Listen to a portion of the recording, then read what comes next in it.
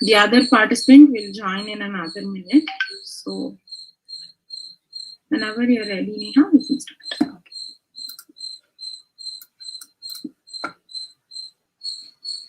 Hello, greetings from Mission Brain India chapter, and I would like to welcome everyone to this event poster presentation. It's truly my honor to introduce the event today, and as the MC for today, I would like to wish all the participants the very best. I would like to thank Dr. Amanda for taking her time off the busy and helping us become better versions of ourselves. I am Dr. Neha Rao. I'm a final year medical student from KIMS Bangalore and the Secretary of Mission Brain India chapter. It's truly been an honor to be part of this mission and help expand the goals of Mission Brain in India. So with no further ado, I would like to pass on the mic to my dear friend Dr. Monisha and help start this event. Thank you. Thank you so much, Neha, for the warm welcome. Good morning to one and all present here. It gives me great pleasure and happiness to welcome our judge for the day, Dr. Amanda Nelly, all the way from Duke University, North Carolina, and thank her greatly for taking the time off of her busy schedule to be a part of our conference here today and support us. Amanda Nelly is the lead postdoctoral research in Promise Lab. Dr. Nelly is pursuing mentored research and scholarly training in pain medicine and opioid mitigation. Dr. Nelly conducted industrial research in Chicago before coming to Duke University to lead the Promise Lab under the direction of Dr. Padma Gulur. Welcome again, Dr. Amanda Nelly. Would you have a few words to say to our participants today here? Absolutely. Thank you so much for having me. I am so happy to be able to be a part of this with all of you. And as my mic is unmuted, if you hear any barks or squeals, just so you know, I have a puppy here with me. So please excuse the background noise with that. Yeah. But for all of you, I read your abstracts, your posters, great work, all very interesting and all very different, which is exciting to see. So thank you for all the work that you put in your studies. I'm excited to hear a little bit more about them all. So take a deep breath, relax. I know presenting can be kind of intimidating sometimes. So relax, enjoy this experience, learn from it. If there are questions that you cannot answer, don't worry about it. I'm not trying to push you or make you feel like I know something you don't, because this is your area of expertise. But enjoy it, learn from it, and hopefully we'll have a good and educational time today. Thank you so much, ma'am. So research is to see what everybody has seen and to think what nobody has thought. And today we have a selected few of you who have done this and are ready to present it to us in the shortest form possible, a poster. So I gladly welcome all the participants present here to our very first Mission Brain Chapter India conference with Aveksha for Seva. And I wish all the very best to all our participants here. Just to reiterate on the rules and regulations, time limit for each presentation is 5 minutes for the presentation and 3 minutes for the question and answers and the discussion. We have Samiksha with us who will help with the time. So every time you have a 30 seconds left for your presentation to end, she will give us an alarm to make sure you guys know that it's going to end soon. So make sure you stick to your time limit. Turn on the video only when it's your turn, and not before or after that. Any delay beyond the time slots will not be entertained.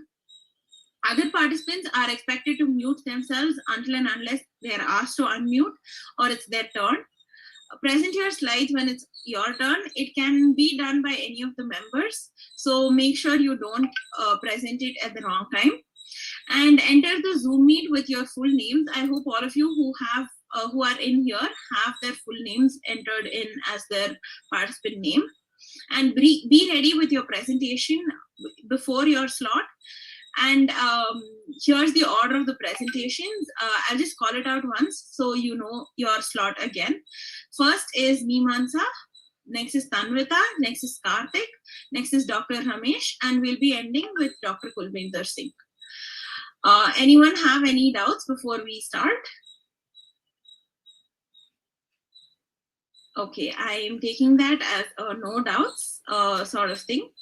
And I would like to welcome and start off with our first participant, Nimanza Jindal, who is an intern of 2016 batch from UCMS Delhi. Welcome, Nimanza. Hello, good morning everyone. Am I audible and visible? Yeah, you're audible and visible. Can I share my screen? Yeah, sure.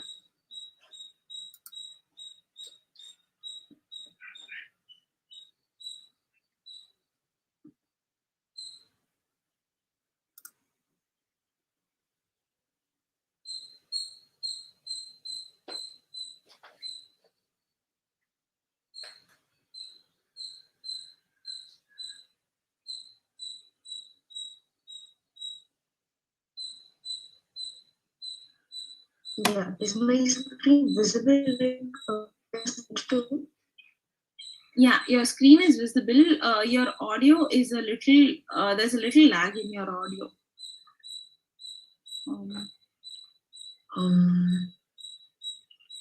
Can you switch off my video? I think that way you can increase my. I think it's fine now. Start with the presentation. Samiksha, are we ready with the time limits, time slots? Yes, I'm ready. Okay, that's great. Please switch on your video, Nimanza. Okay. Yeah. Good morning, everyone. Today, I am Nimanza Jindal. I'm here to present my research poster on the topic Clinics but No Clinical Training, Decoding the Impact of COVID-19 Lockdown on Indian Medical Undergraduates. So, to ensure the continuity of medical education during this COVID-19 pandemic, conventional teaching methodologies had to be replaced with online teaching, thus jeopardizing bedside clinical teaching, which has been entirely hospital and patient-based till now. While there are studies on the transition of medical education to online mode, we couldn't find any study documenting the effect of COVID-19 lockdown on clinical training specifically, and that too in an Indian scenario. Our aim here was to find out the effect of COVID-19 lockdown on clinical training of medical undergraduates. Our primary objective was to compare the learning experiences of students with the clinical training before versus during COVID-19 lockdown. And the stated objective was to find the possible reasons behind those differences.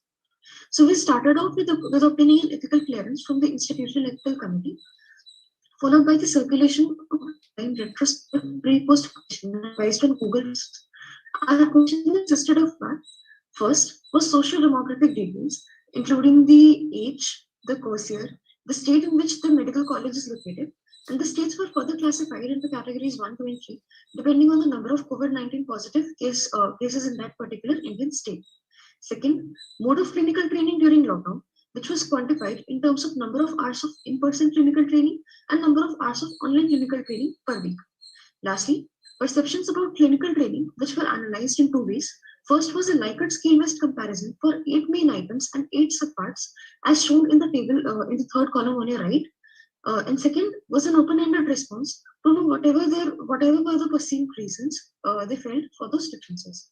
Statistical analysis was carried out in a threefold manner. Categorical variables were shown as percentages and association was tested using chi-square test. Continuous variables, such as those obtained from Likert scale, were represented as median and interquartile range, and were analyzed using Wilcoxon sign-rank test since our data was non-parametric, was non-normal in distribution. Lastly, themes were analyzed from the text responses to the open-ended questions and have been analyzed using thematic analysis. So we received a total of 1,000 responses, with most students belonging to category 2 states, as 1 to 5 lakh COVID positive cases, had received only online clinical training during lockdown and felt that clinical training before lockdown was better. This was significant for all 8 items and 8 sub-items as shown in this table, such as improved competencies in history taking, physical examination, interpreting laboratory values, establishing patient-doctor relationship, etc. Same has been represented in a box whisker plot on the bottom. Thematic analysis was done by categorizing the open-ended responses into 4 themes, that is, the advantages and disadvantages of online and the advantages and disadvantages of in-person clinical training. While online clinical training is more comfortable, with plenty of time for self-study and was more focused, it definitely lacked patient interaction, it had network issues, and it was difficult to simulate real clinical scenarios virtually. Also, students who underwent in-person clinical training during lockdown felt that there was a lack of exam-relevant COVID-negative cases in their hospital. Faculty and staff were busy in COVID-19 management, and there was limited exposure of getting the infection. So to conclude, the learning experiences of clinical training during COVID-19 lockdown were perceived as inferior than that before lockdown by most medical undergraduate students, and that was irrespective of the mode in which they received the clinical training. Therefore, innovative strategies need to be devised to improve medical undergraduate clinical training in case such a situation of cessation of all modes of clinical training occurs in the future. Here are the references for this poster. Thank you.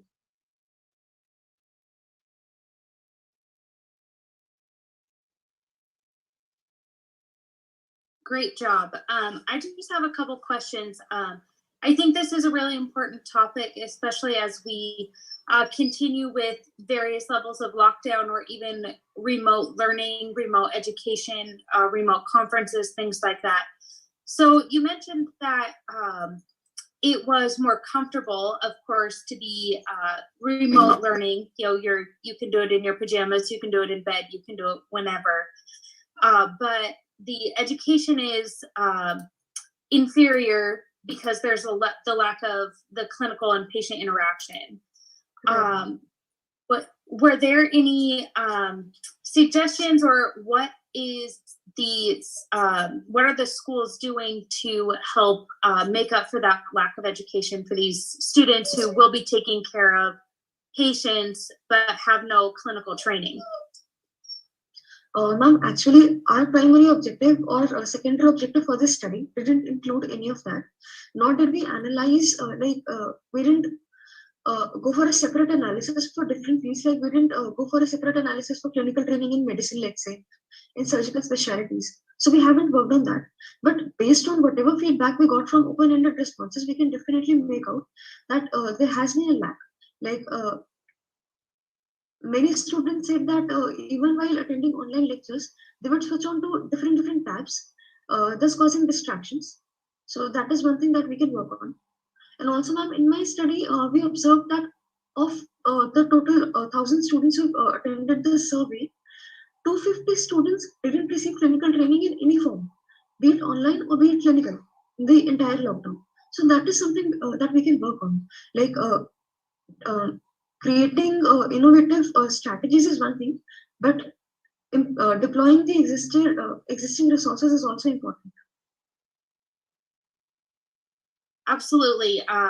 Great job and good answer. I think it is important for all of us to be aware, and studies like yours are important for us to be aware of the deficiencies in the consequences from lockdowns and different things like that due to COVID. So great job, very important topic. And this is a really important first step into figuring out how we can navigate to become and to train the best physicians and the best doctors that we can be with the limitations of having remote learning. So great job. Thank you, ma'am. Thank you so much, Nimanza. That was a really great presentation. Next up, we have Tanvita, who's doing her internship in Kakatiya Medical College, Warangal. Over to you, Tanvita. You're on mute, Tanvita. Please unmute yourself. Yeah, am I audible? Yeah, you're audible.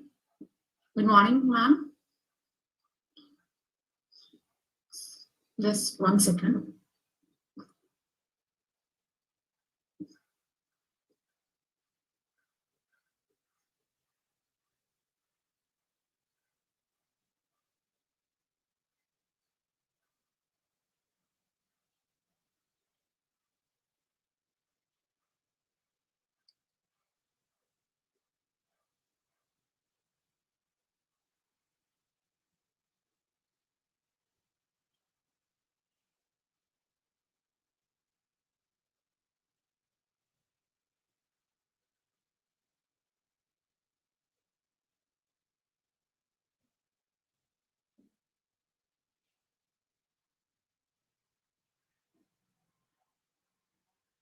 Can I start? Hello. Yeah, start. Good morning, ma'am and everyone. My name is Tanvita. I'm from Kakatiya Medical College, Warangal. My topic is on a cross-sectional study on the association of sleep the sleep quality on depression among 18 to 22 age group students. Firstly, to start with the topic, there is a high incidence of depression which has been reported in the age group of 18 to 22. And this study evaluates there is a correlation and association between the sleep quality and the depression among 18 to 22 age group students.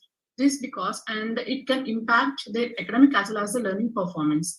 And coming to the materials and the methods which have been used in this study, they include the questionnaires. The students who are participating voluntarily in this study were administered to questionnaires in the form of Google Forms. They include PSQI and the CESD questionnaires.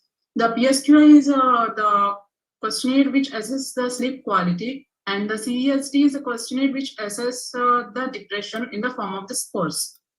Once the students are being answered these questionnaires, the scores are being calculated, and the results were as follows. The total number of students with only poor sleep quality are 297, that is 58.3%, and on the other hand, the individuals with only depression include 287, that is 56.6%. Finally, if we combine these two parameters, the individuals in the third category, that is who are suffering with both poor sleep quality as well as the depression, include the 221, that is 43.5% of the sample size.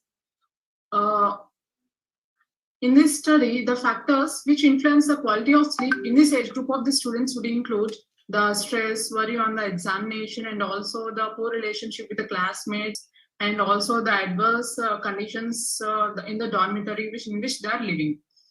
And also in this study, I also got that there is a positive correlation between the sleep quality as well as the depression. And finally, I conclude this topic by taking into account that the poor sleep quality has a major long-term impacts on the health, and therefore prevention programs should focus especially on the association between the depressive symptoms and the subjective sleep quality. And this can be done by engaging in the activities in the daytime, therefore which leads to regularity in the bedtime as well as the right time of the students. Thank you.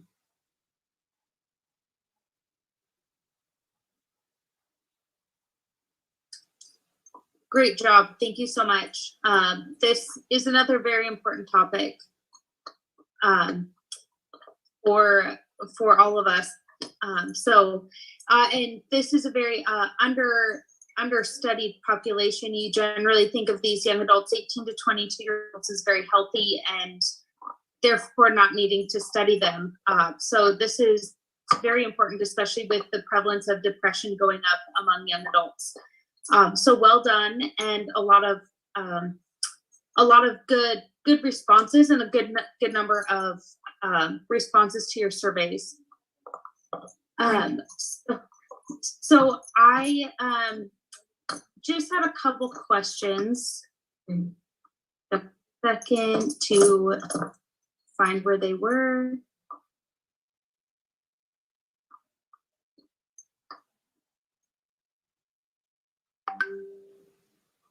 Perfect. Did you assess, did you take a history or have them respond, anybody who has been diagnosed with depression or is being treated for depression in the study? I have taken the history in the form of the questions, and the diagnosis is based upon the scoring from the 2 questionnaires. And the treatment, no, I didn't take the treatment. I just collected the information and assessed and evaluated that treatment. The treatment part is not being done here. I just got the results. That's very reasonable. My curiosity comes from the number of patients or number of students who are being diagnosed with depression as younger teenagers, to see if how many of them were responding to this survey. But overall, you did a great job with this. I don't actually have any other questions. So thank you. Well done.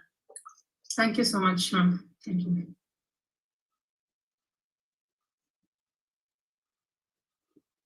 That was a great presentation. Thank you so much, Sanvita.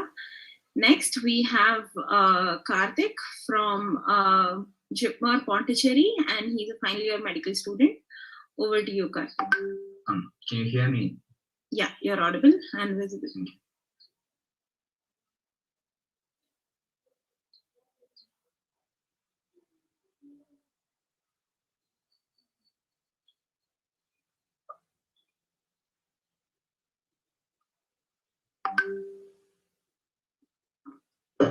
Good morning, everyone, and good evening, Dr. Amanda.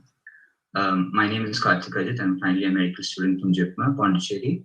I'll be talking on my study, Myths, Beliefs, and Attitude Towards Cancer Among Family Caregivers of Cancer Patients.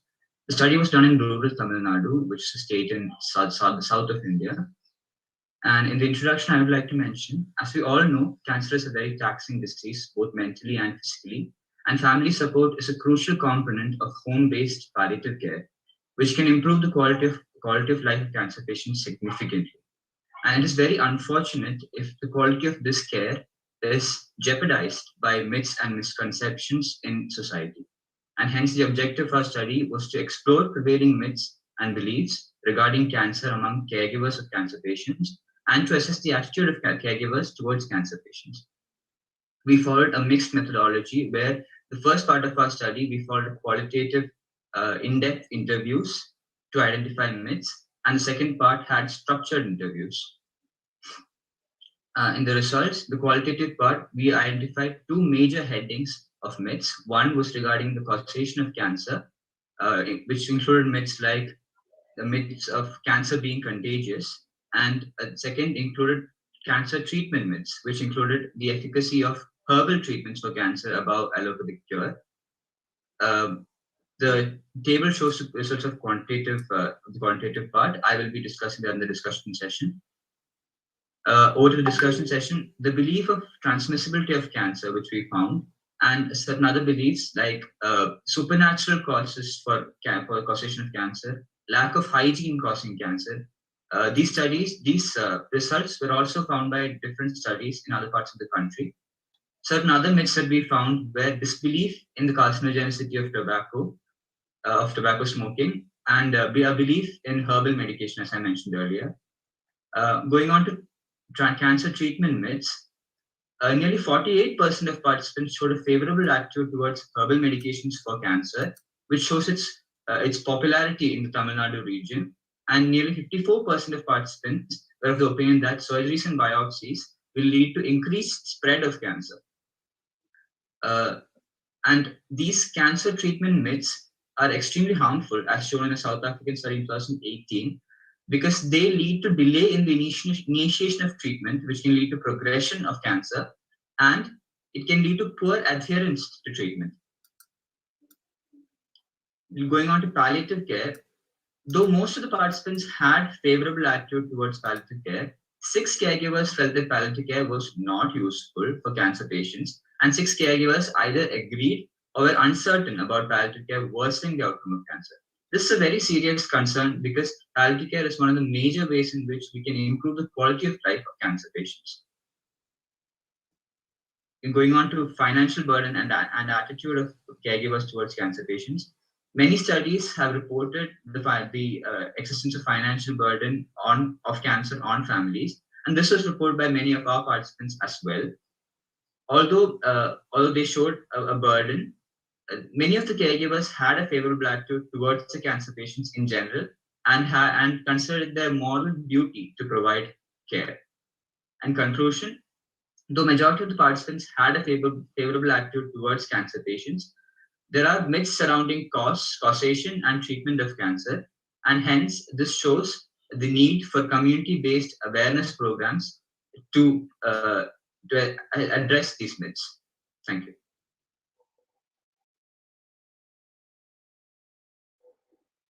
Well done. That is very interesting. I enjoyed reading this and hearing you present quite a bit on this.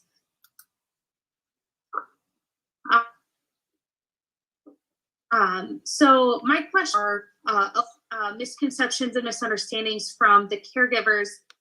What is the next step to help both the patients and the caregivers so that these patients can have the best care and ultimately, hopefully, best outcomes and survival possible? A very practical thing to do would be when they come to the hospital with the patients for cancer care, along with routine care for each cancer, we can provide 5 to 10 minutes of cancer awareness to quash these myths and misconceptions, so that they don't go back and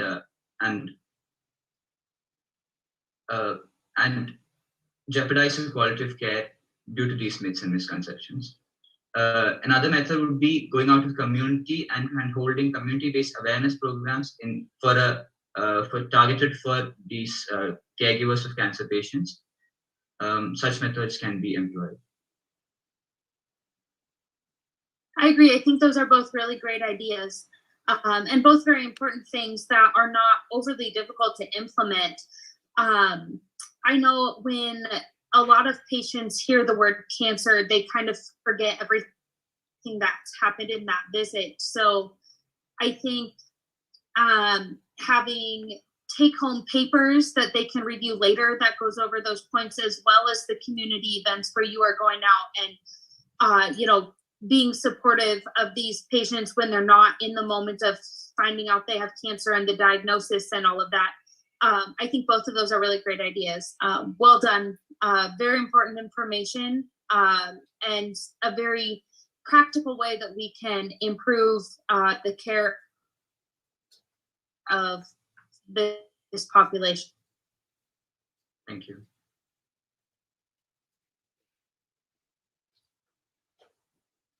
That was a really nice presentation, Karthik. Thank you so much. Next, we have Dr. Ramesh RS, who's a final year PG trainee in the Department of General Medicine from Jorhat Medical College. Welcome, Dr. Ramesh. Please start. Am I audible? Yeah, you're audible.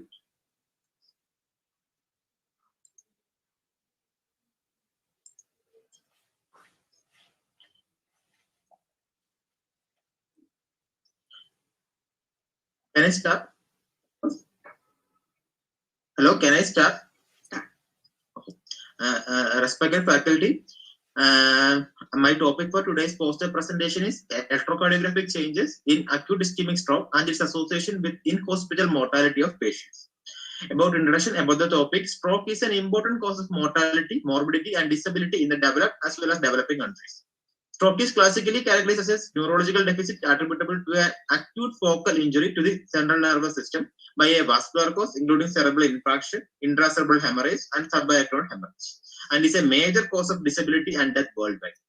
Electrocardiographic abnormalities are observed in patients with acute ischemic stroke. Frontal lobe, inferior cortex, and amygdala play an important role in regulation of heart via sympathetic and parasympathetic system. Majority of the studies suggest that the inferior cortex has a pivotal role in integrating autonomic response and is strongly associated with adverse cardiac events after neurological injury. Ischemic and repolarization like ECG changes that occur in patients with acute stroke have been thought to be also due to neural myocardial stenting, changes in autonomic nervous system, and catecholamine-mediated injuries. About the objectives of my study, the main objectives are to study the pattern of ECG changes in acute ischemic stroke and to study the association of ECG changes with in-hospital mortality of the patients. About the materials and methods I have used, it was a hospital-based cross-sectional study conducted in Department of Medicine, Johor Medical College over a period of 1 year from July 2020 to June 2021. The sample size that I have got for my study was 90, and the inclusion criteria was all patients admitted with diagnosis of ischemic stroke with an age of more than 18 years, and exclusion criteria, all hemorrhagic strokes I have excluded, and all cases having a documented cardiac diseases like rheumatic heart disease, hypertensive heart disease, cardiomyopathy, ischemic heart disease, electrolyte imbalance, and thyroid disorders.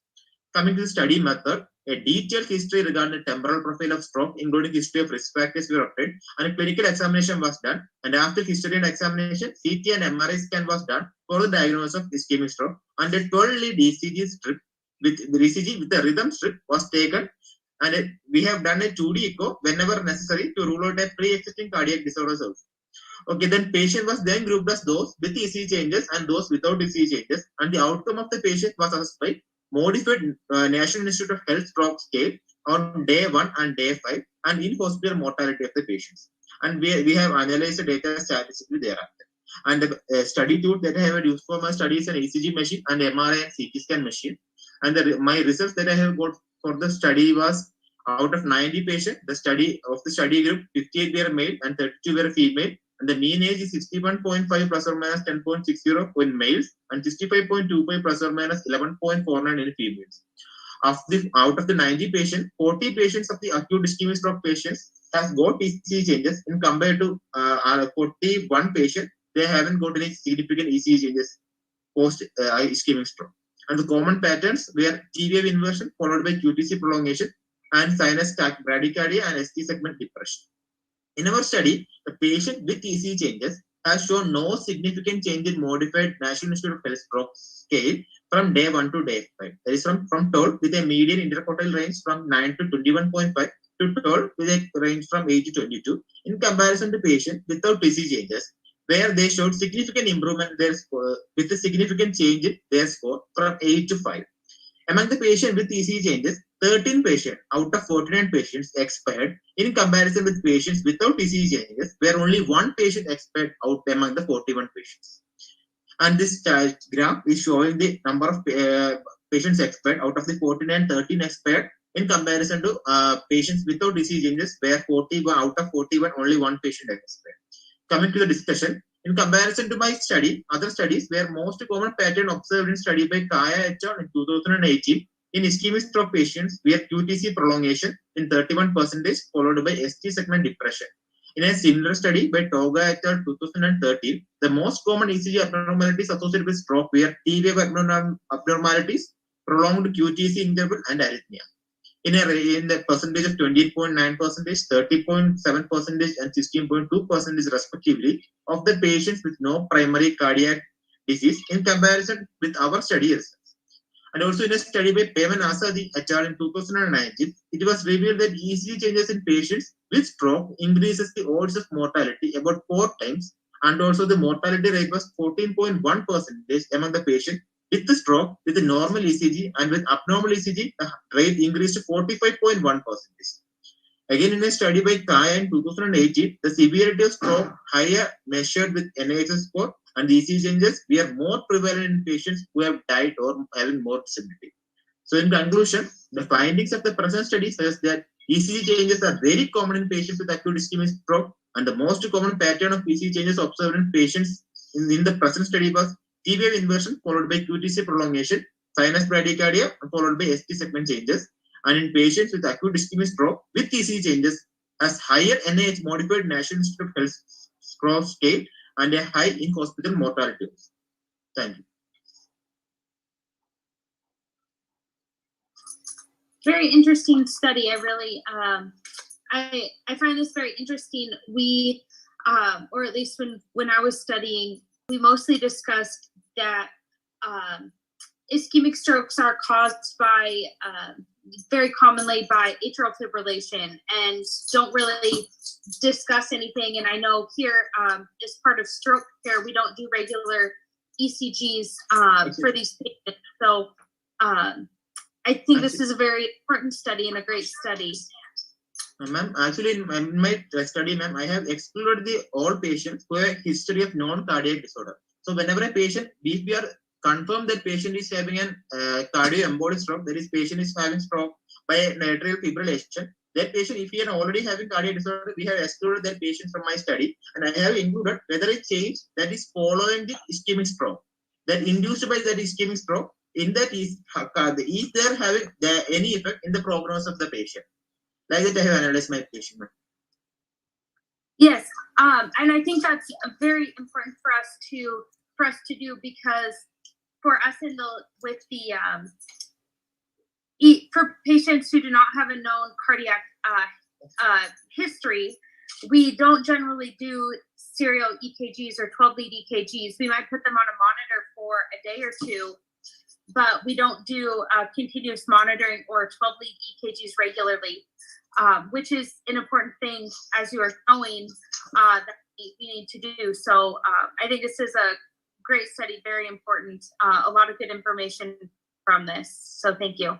Actually, ma'am, whenever a case of acute ischemic stroke came to us, we usually see that ECG changes are having some ST elevation or ST depression, and we usually suspect the patient is having an associated cardiac disorder also.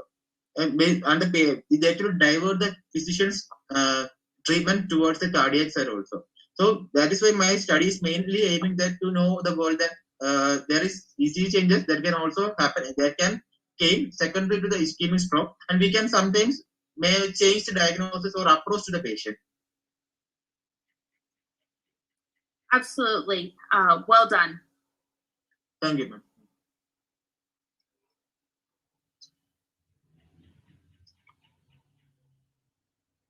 That was a really nice presentation. Thank you, Ramesh.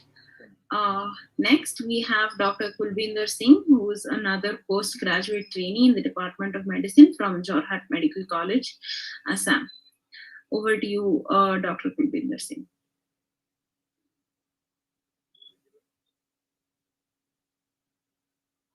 You're not audible.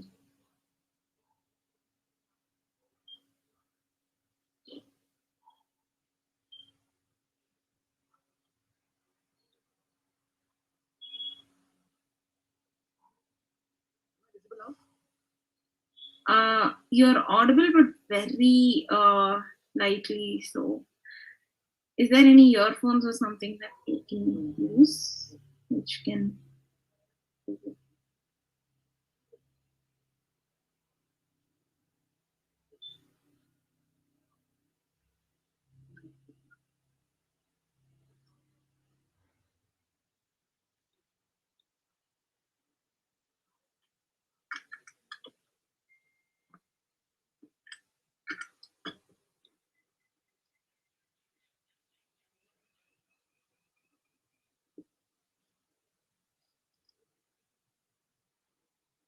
Hello?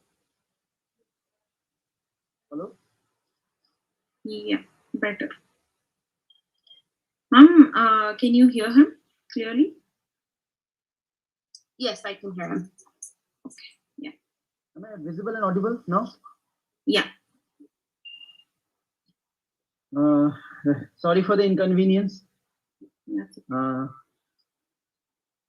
I am Dr. Kulvinder Singh. I am a postgraduate trainee in the Department of Medicine, Jorhat Medical College. Ma'am, can I slide share now? Yeah, share your screen.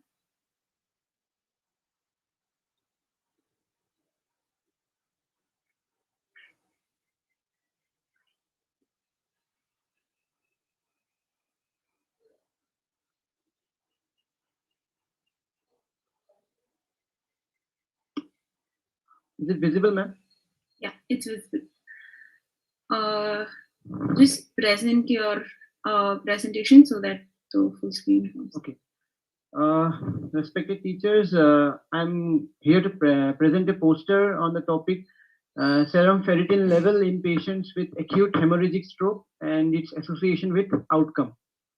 The study was conducted in the Department of Medicine, Jorhat Medical College. So here I begin. So first is stroke. The introduction. Stroke is a clinical syndrome, a clinically defined syndrome of rapidly developing symptoms or signs of focal loss of cerebral function with no apparent cause other than that of vascular origin. But the loss of function can at times be global, applied to patients in deep coma and those with subarachnoid hemorrhage. Symptoms last more than 24 hours or could lead to death of the patient. Now, stroke is one of the leading causes of death and disability in India. Now, Jorhat Medical College Hospital is a tertiary care hospital situated in Assam, providing healthcare facilities and services to a large number of patients. Cases of acute hemorrhagic stroke are on the rise in Jorhat and its surrounding tea garden areas due to increased prevalence of hypertension in recent times. Now, very few studies have been done in this part of the country in relation to the association between serum ferritin and hemorrhagic stroke. So, with this background, this study was undertaken with the following objectives. Basically, the objectives of my study was to study the serum ferritin level in patients with acute hemorrhagic stroke, and basically to establish the correlation between the serum ferritin level and the prognosis of the patients. Coming to materials and methods, first study setting. It was a hospital-based study conducted in the Department of Medicine, Jorhat Medical College. Study was conducted over a period of 1 year, from July 2020 to June 2021. The sample size was around 90. Due to the, advent of COVID-19, the cases were, we found less number of cases comparatively. And the sampling method was consecutive. We used consecutive sampling method. The inclusion criteria was patients equal to above 18 years of age with a diagnosis of acute hemorrhagic stroke. And the next is a patient or their attendants giving informed and written consent for the study. The exclusion criteria were any patients with ischemic stroke were excluded. Any patients of anemia with chronic diseases like chronic liver diseases, chronic kidney diseases, or any hematological malignancies were excluded.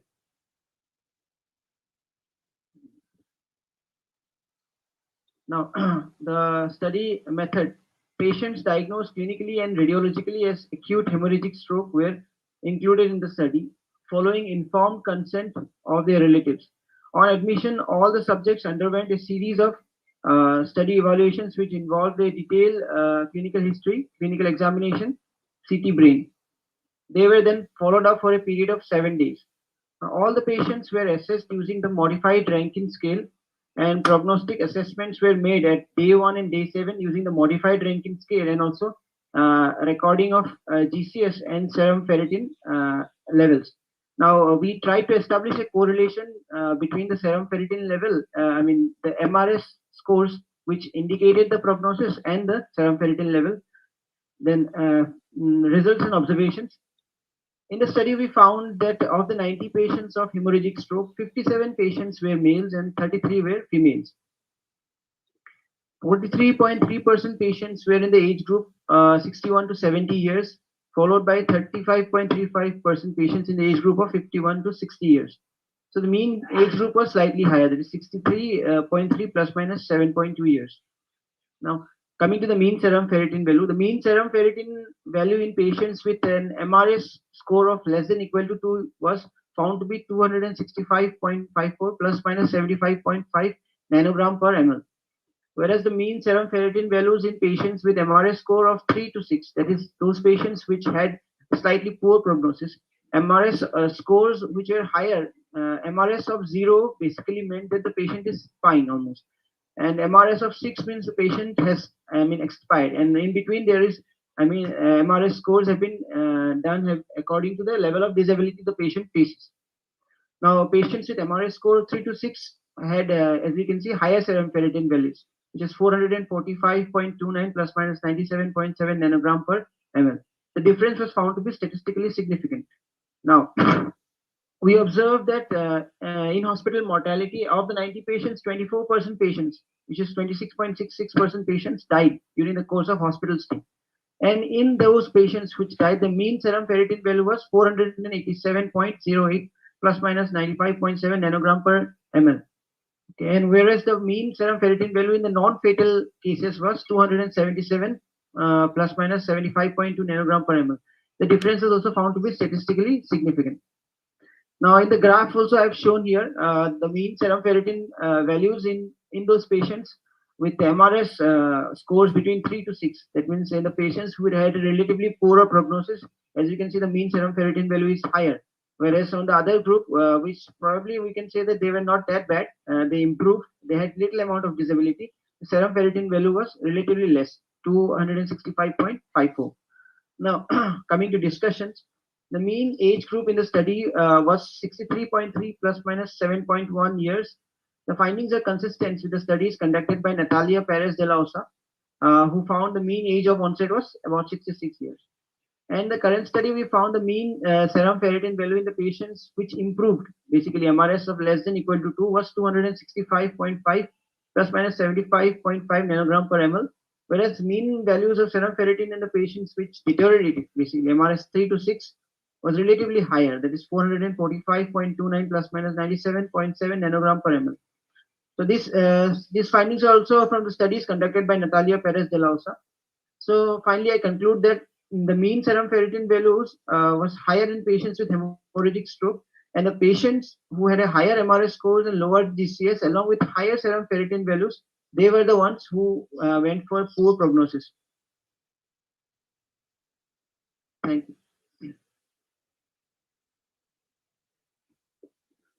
Wonderful presentation again. All of these have been so great. Well done. I just have a couple questions about the ferritin with the correlation of patients who did not die, the patients who did survive. Was there any correlation with how high the ferritin was and hospital stay, length of hospital stay, or severity of defects or lasting defects for patients with a hemorrhagic stroke in relation to how high their ferritin was? Ma'am, basically we didn't study that way. We actually studied, basically we wanted to study like the patients who improved and the patients who deteriorated. In the patients who deteriorated, I mean, who had like... Kulvinder, can you keep your mic closer to your mouth? Is it audible now? Yeah, better. Thank you. Actually, ma'am, yeah, there was a relation because we saw that in patients who had higher ferritin values, they had, I mean, higher levels of, hematoma expansion, we can say, because ferritin basically it causes free radical mediated injury. So basically, at the site of bleed, when there is large amount of iron, this this large amount of ferritin, this will cause upregulation of certain enzymes like heme oxygenase and all, and moreover there is large amount of free radicals released. So this free radical causes lipid peroxidation, and this leads to progression of brain injury. Not only does it cause brain injury itself, it cause actually expansion of the hematoma volume as well. So definitely patients who had a higher level of serum ferritin, even in the non-fatal group, who had higher serum ferritin values, they had, more amount of disability, and they actually needed more. Length of hospital stay was also more in them. Although actually I followed up the patients for a duration of 7 days, but yeah, certain patients who had less serum ferritin values, they got discharged, and those patients, who were having higher ferritin values, we had to keep them for longer durations. I don't say that they were kept for 7 days, but like 5 days, 4 days, and then we again followed up those patients. Interesting. That is as expected, but sometimes it doesn't always correlate as they expect. But very interesting. Well done. Great studies. So thank you. Thank you, ma'am. Thank you so much, Kulvinder Singh. With that, we come to a conclusion of our poster presentation event. The results of the poster presentation event will be announced today evening after the webinar by Dr. Q, a renowned doctor of Mayo Clinic and the head of Mission Brain. So I request everyone here to attend the event. Dr. Amanda, this is also a formal invite to you for joining us today evening IST time. So now I would also like to invite Dr. Amanda to address our participants. Yes, all of you did such a great job and such research that you guys are all doing. It's been such an honor to be able to moderate and listen to your presentations and learn about what you guys are doing, which is not so different than some of the research that we are doing. So great job, all of you. Keep it up. Continue to share your work. That is so incredibly important. It doesn't matter what work you do if you don't share it and get it out there. So continue to do great research and share your research with abstracts, with presentations and publications as well. Great job, everybody. Thank you for allowing me to be a part of this. Thank you so much, ma'am. Now I would like to ask Neha to come in and introduce Mission Brain to all of you. And before that, this is a kind request. Everyone, please stay back so we can click a picture together after this. Over to you, Neha. Thank you so much, Dr. Monisha. I'm just going to speak a few words about what Mission Brain is. Let me share my screen.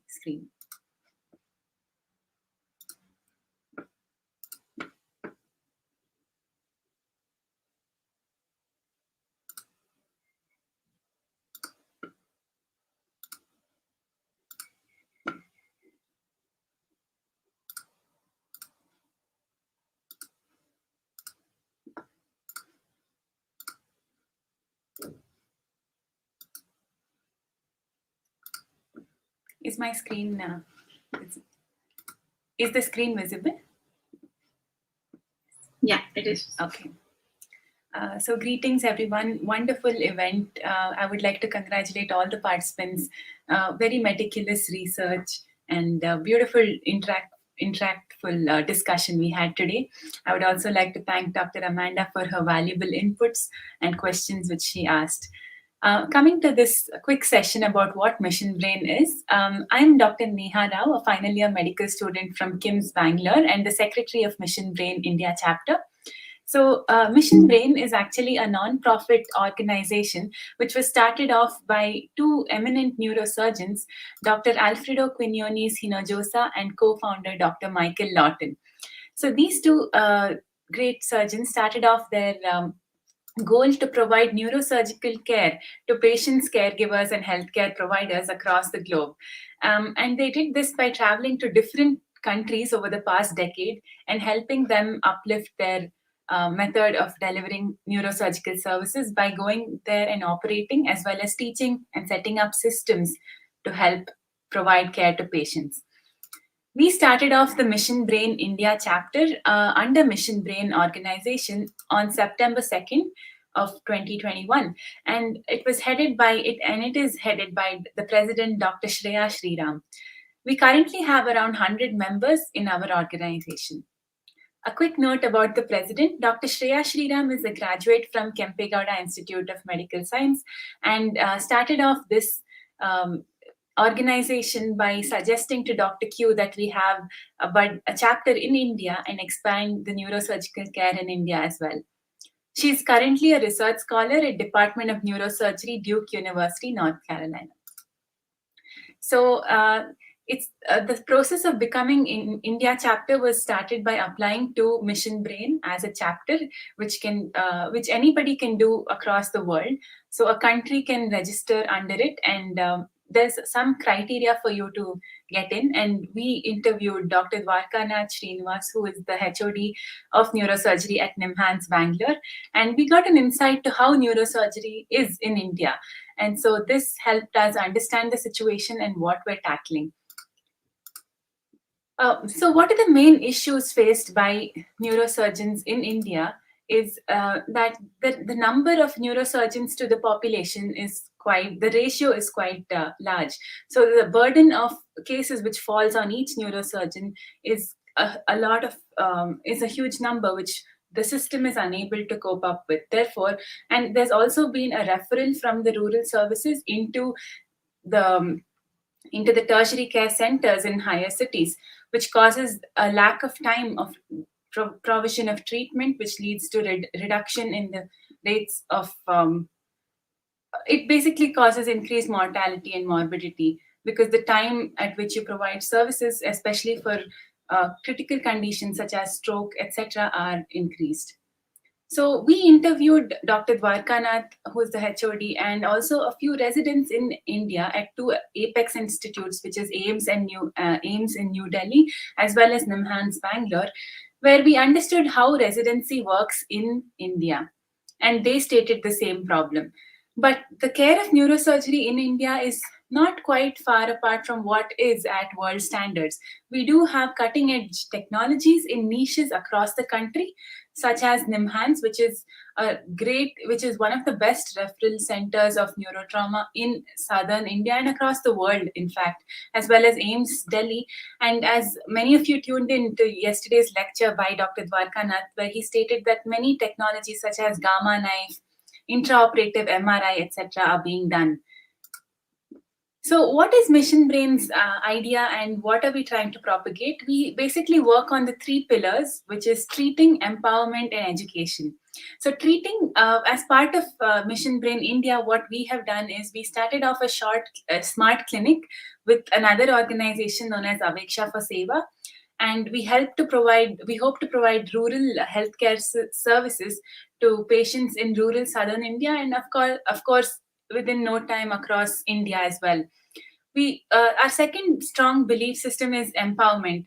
So not just healthcare provision, but we also want to empower the local rural structures, the people around there, the children, so to provide education and help reinforce a better positive health.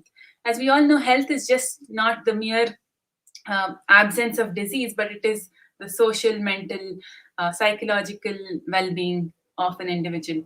So for this, we have we're training 25 rural kids in rural India to improve their skills, to teach them biology and basic sciences, to help them get the wheels running.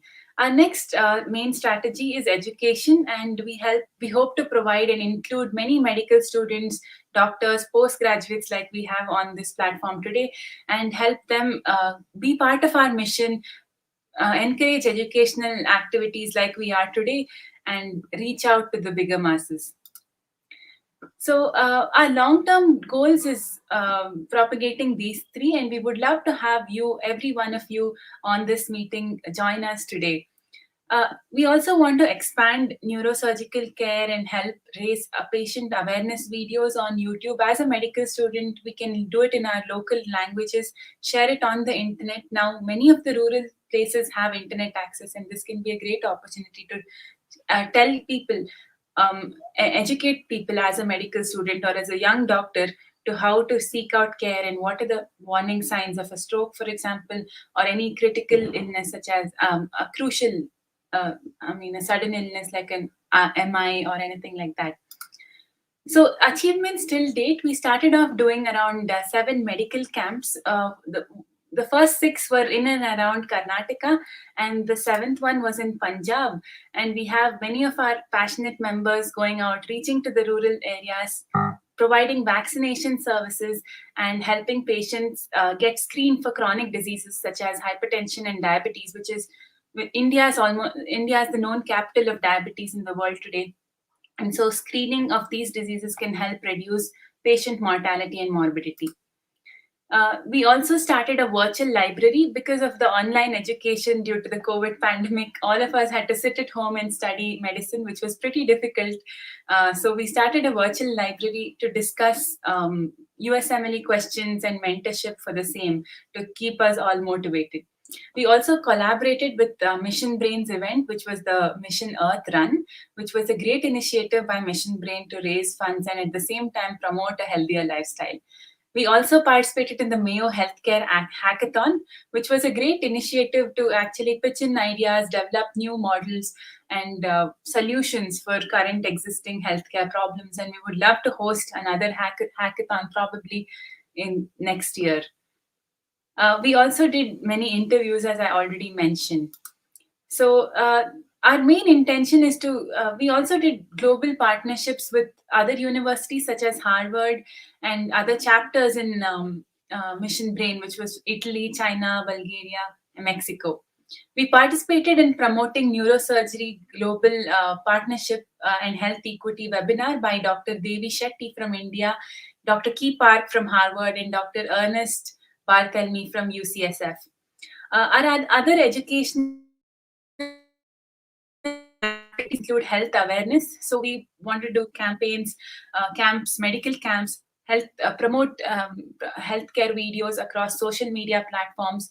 We also want to do mentorship and tutoring for the 20 pupils in our rural setup, which is at Yeldur, Karnataka. It's a small village, about 150 miles from Bangalore, which is the capital of Karnataka.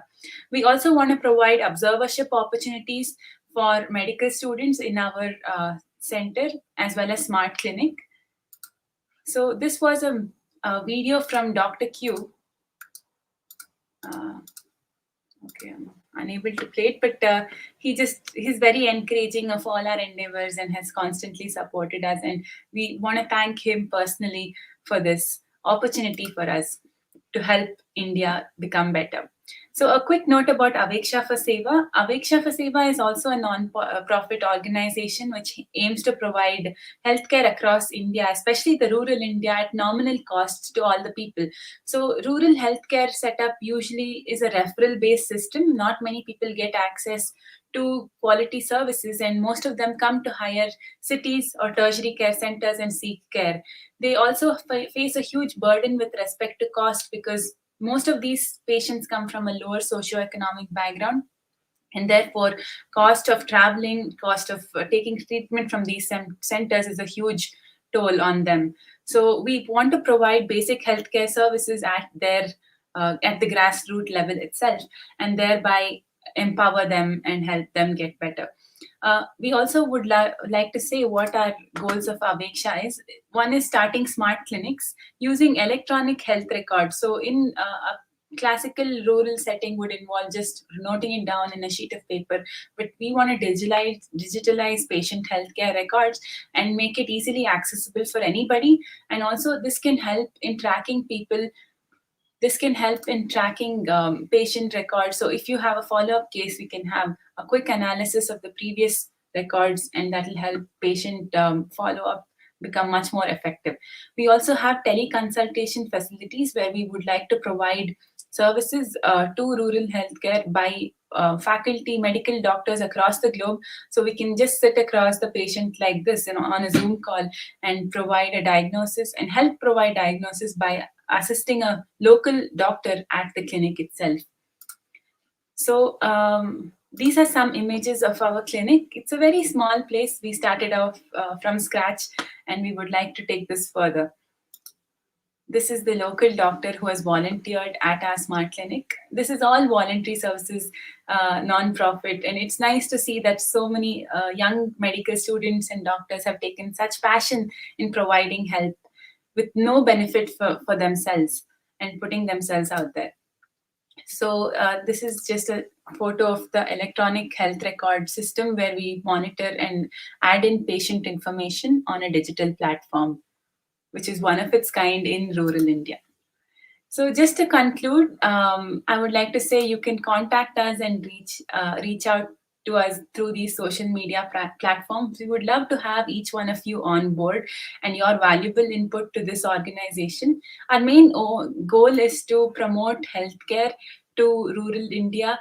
And as Mission Brain India chapter, we want to expand providing the 3 pillars, which is treatment of patients, empowering the community, as well as education.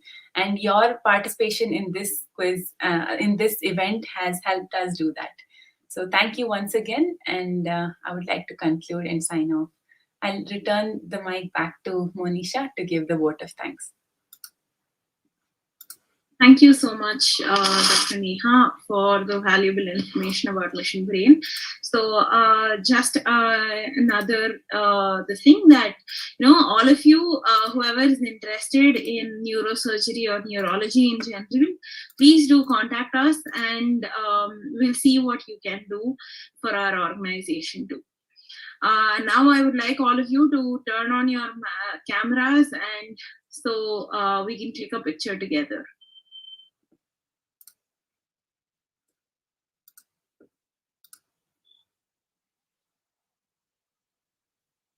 Tanvita?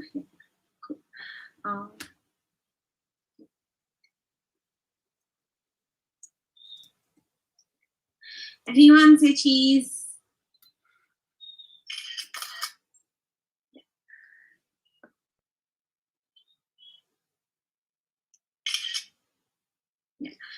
Thank you so much for joining us today, and I'm sure all of you had a wonderful time as much as I did.